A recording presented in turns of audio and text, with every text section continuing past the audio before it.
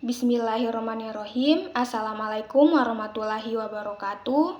Perkenalkan, nama saya Nur Aindano, NIM 442422013, Prodi S1 Kimia, Fakultas Matematika dan Ilmu Pengetahuan Alam, Universitas Negeri Gorontalo. Di sini saya akan menjelaskan tentang proses ekstraksi emas sebagai syarat ujian akhir semester Kimia Anorganik 2. Sebelum kita ke tahapan proses ekstraksi emas, saya akan menjelaskan terlebih dahulu judul jurnal yang saya ambil dari Skindirect, di mana judul jurnalnya itu tentang extraction of gold from refractory gold or using bromide and ferric chloride solution, di mana judul ini ditulis oleh Qiang Wang pada tahun 2019, halaman 89 sampai 98. Nama jurnalnya itu Journal of Minerals Engineering.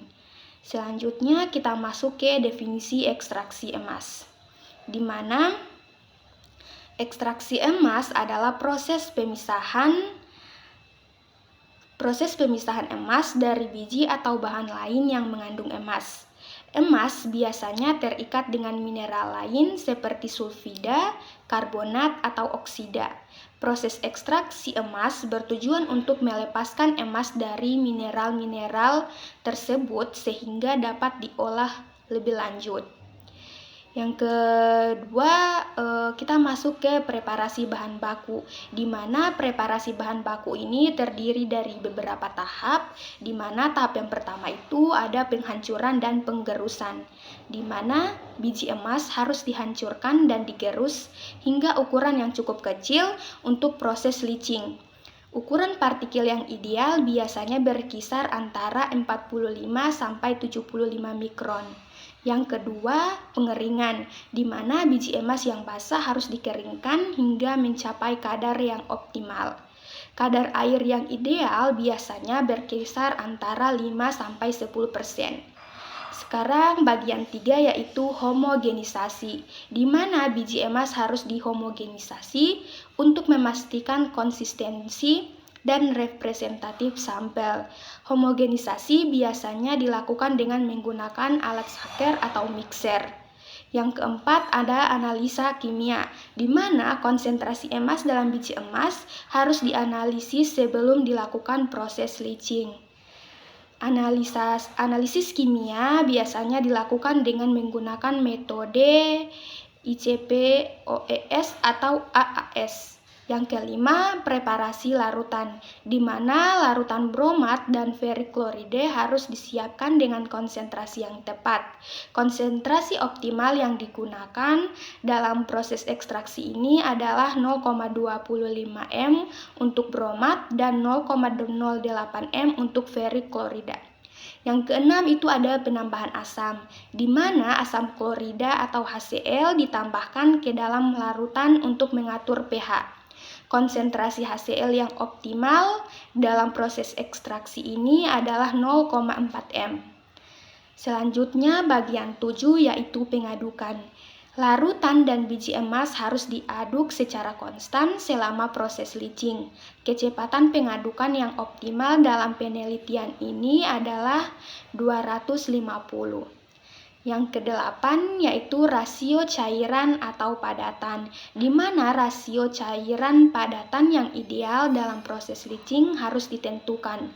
Rasio yang optimal dalam proses ekstraksi ini adalah 5:1. Yang kesembilan, waktu leaching.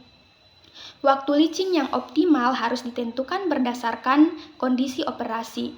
Waktu leaching yang optimal dalam ekstraksi ini adalah 5 menit. Yang ke-10, pemisahan padatan dan cairan. Setelah proses leaching selesai, biji emas dan larutan harus dipisahkan. Pemisahan biasanya dilakukan dengan menggunakan filter press atau sentrifugasi. Yang ke-11 yaitu ada analisa larutan. Konsentrasi emas dalam larutan setelah proses leaching harus dianalisis untuk menentukan presentasi ekstraksi emas. sampel yang digunakan. Pada ekstraksi ini, sampel yang digunakan adalah biji emas refractory gold ore, yaitu biji emas yang sulit diolah dengan metode konvensional seperti sianidasi. Sianidasi. Biji ini diketahui mengandung sulfida dan karbon yang menghambat ekstraksi emas. Proses ekstraksi terdiri dari beberapa tahap, yakni yang pertama preparasi bahan baku, di mana biji emas dihancurkan dan digerus hingga ukuran 45-75 mikron.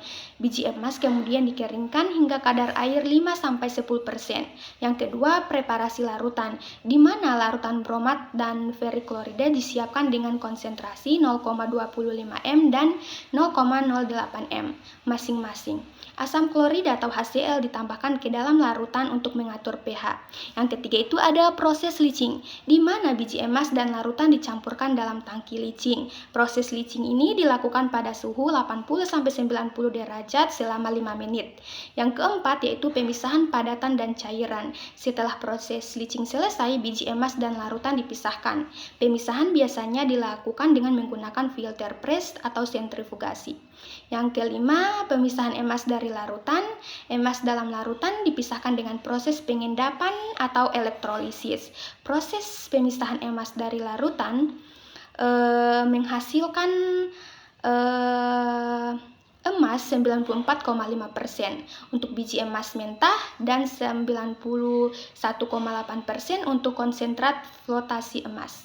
Proses ekstraksi emas ini memiliki beberapa keunggulan dibandingkan metode ekstraksi emas konvensional seperti sianidasi.